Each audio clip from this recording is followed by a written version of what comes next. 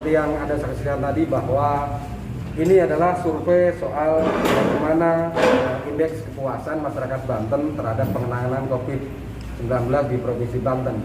Sebanyak 63,1% masyarakat menyatakan puas.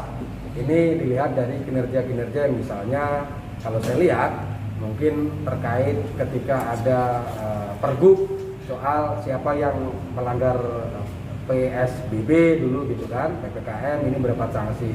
Itu ternyata memang diapresiasi oleh masyarakat. Survei-survei yang misalnya soal kesejahteraan guru, operasi pasar sembako murah ini juga turut mempunyai andil yang signifikan terhadap bagaimana kepuasan masyarakat Banten sampai 63,1%. Memang ada yang tidak puas, tapi saya kira itu biasa dinamika. Makanya saya melihat bahwa ketika tidak puas menyatakan 70,01%,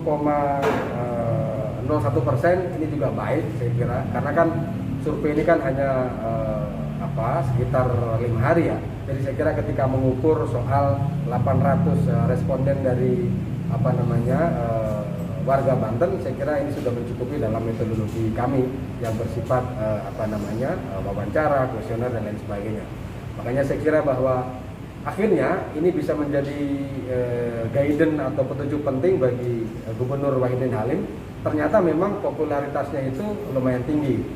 Kebijakan soal pembangunan infrastruktur ketika dibantu oleh misalnya pemerintah pusat soal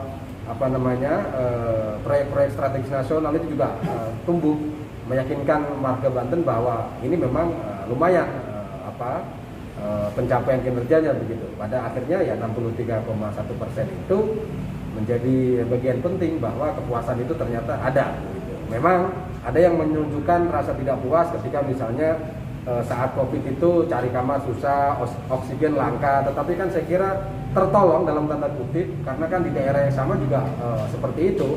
Soal ketika misalnya COVID itu lagi meledak tinggi-tingginya gitu. Nah, saya kira ini bisa menjadi petunjuk untuk Pemprov Banten ke depan bahwa ada hal-hal yang memang pencapaiannya sudah lumayan bagus, tetapi juga memang harus banyak yang harus dinaikkan. Saya kira pengamatan saya di sini.